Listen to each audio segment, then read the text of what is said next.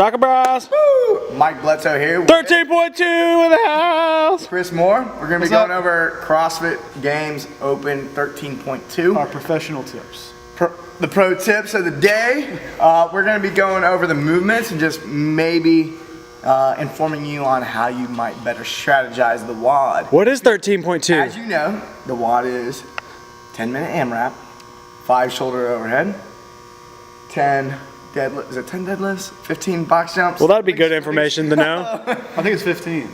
15. Oh, you can tell we prepared for this 15, one. 15, 15. Is it 15? No, it's 5. It's a number of reps. Let's just hit the form. All right, so we're gonna hit the points. First, of course, is the push press. So, you'll want to pick up your bar, of course. You're gonna rack it on your shoulders. Your dip and drive. So I'm just gonna go over the normal points of performance for a push press or a jerk, and that is when you dip, the best thing to do is to not pitch forward at the hips. Keep that torso straight up and down, get it overhead, okay? What I'm gonna say is you may not wanna push press where you dip and drive and then press it the rest of the way out. You'll probably wanna dip, drive, get up, and then pop underneath and use your hips a little bit to move that bar faster. Push jerk. You're gonna have to stand tall at the top, of course, and come back. Big mistake. Actually, unfortunately, this taught the level 1 cert is to push press with a lot of weight in the hands. They don't teach a lot of shoulder support here. But I would like to see a lot of shoulder support in this scenario. It's going to keep the fatigue off the arms, right? Fatigue off the shoulders and off the arms. Even if you're push pressing, even if you're not doing a jerk, this is a more optimal place to drive the bar. You can get more hip drive into the bar if you're pushing straight from your hips and your shoulders into the bar and not having to transfer energy into your arms. I see a lot of people push pressing here, no bueno. That's Spanish for no good. That's right. I've been learning some Spanish lately. So get the bar on your shoulders. It will be beneficial, I promise.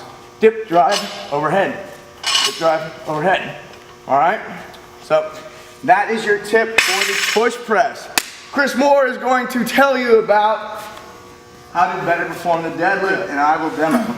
So I assume in these events, touch and go is fine, right? Touch and go is good. So for the deadlift, all the same rules apply. You know, the stance is probably where you're going to vertical jump from. The grip is just let your arms hang, grab it at a comfortable width. Do we want to over/under? We want a hook grip? Or what do we want to do? That's the thing. I think a hook grip's probably a good idea because you can relax the arms. I think the problem with these kind of events, in my view, is that anytime you're holding the bar, you can maybe get a little too uptight, you can clench a little hard, you can bend the arm, and for a couple reps, that's no real big deal. But if you're gonna do this for 10 fucking minutes, that can be really taxing. So I think letting the arms hang and relax as much as possible. So I think you can do that with a hook pretty effectively. Just a nice, relaxed, let the arms hang like long ropes, keep the fatigue off your hands. What if that can accumulate? What if my thumbs aren't manly and calloused like my own, and I might have more delicate hands? If I was doing this, what I would do, I mean, the weight is not that bad. It's 70 pounds or so, or 75 pounds for women, 115 for men. I think for most people that's really light. For a lot of reps, it won't be so light, of course, but I would do an alternating grip, and probably each round, maybe flip my hands around. So I might go this round with the right hand over? Yeah, and I might flip them just to keep try to disperse the fatigue as much as possible. I think that's a fantastic point. And I would grab, usually when I do heavy deadlifts, I learned this tip from Donnie Thompson, who's a bad mamma jamma. He's total almost 3,000 pounds of powerlifting. And also Ricky Dale Crane, who was an old school, really, really awesome sumo deadlifter. But the thing is, you can get away in the deadlift without clenching so heavy, but just by doing a little bit of a grip with the fingertips. Fingers, not palms. Yeah, don't wrench around here and grab and squeeze like you're a maniac. Just get your fingertips around and just gently grasp the bar. And if you have an over/under grip, this is actually a pretty strong position. And you'll actually shorten your range of motion. Yeah, so look to at your benefit. So by CTP, doing so. if you can zoom in on my hand, if you clench that bar, that's one length. If you loosen up a little bit, you can take 2, maybe 3 inches off your stroke just by doing that. Save those hips. So grip is important. Let your arms hang relaxed. Obviously keep the back flat. I wouldn't arch like crazy. I don't think that's necessary for this amount of load, but I would not round, as you would never do for any set of deadlifts. And I think the most important thing for the push press, and obviously this too is just going to be keeping a rhythm and breathing. And then, just like I used to do with my 225 rep test back in my college football days, I think relaxing and not getting too worked up for this is going to work in your advantage. If you huff and puff and blow and snuff around, you grab that bar and you start ripping and moving it with excess force. We're testing, we're not necessarily building our strength here. The more tense, the more force you use to pull that bar, the more sort of inefficient I think you're going to be. I think you pull smooth, you pull in good position, you pull relaxed arms, and you use just enough force to get the bar up and down in a smooth pace. Yeah. One thing I want to add to this is they're looking for, one of the standards is hips must travel in front of the shoulders. So what I would hate to see is for people to reach that goal, that standard, by rounding the back, by arching the back too much, hyperextending the back. I would much rather see you reach that goal by, when you get to the top, squeezing the glutes, pushing the hips forward, instead of don't hyperextend the back, just push the glutes forward. Glutes are butt cheeks, right? Right, that's these massive muscles right here. Let them do the work, let them take the load. Don't hyperextend your back under load. Even though it's only 115 pounds, you can do a lot of reps. There's potential for injury there. All right? So if I'm correct, you just said let your glutes take the load? Let your glutes take My the glutes are load. really taking a pounding over here. All right, so let's move on to the box jump. Last movement. So, How do you not blow your Achilles tendons out of your ankles? all right. Two ways to approach this, in my opinion. One is the safe way. All right, if you want to be extremely safe, you load up, get a good counter movement, and you jump up on top of that box. Once you're on top of the box, you have to extend here at the top. What you do, if you want to stay safe and you don't want to blow your Achilles tendon out, like some people did last year, you would step down. Also, there's a lot of reps here. Stepping down might also be beneficial to your performance. Might enforce a pace, right? Now, if you're somebody who wants to like, you want to qualify for regionals as an individual, all that kind of stuff, health be damned. All right? This is probably your better route, which is to get on top of the box, do your pausing on top of the box, and do a quick rebound off the bottom.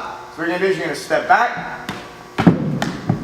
Oh! I was hoping you were Dang, going to Achilles tendon right there. That was rep 2. I had some wine Why don't you do that? tonight. Why don't you replay that? I'll replay this, so come down.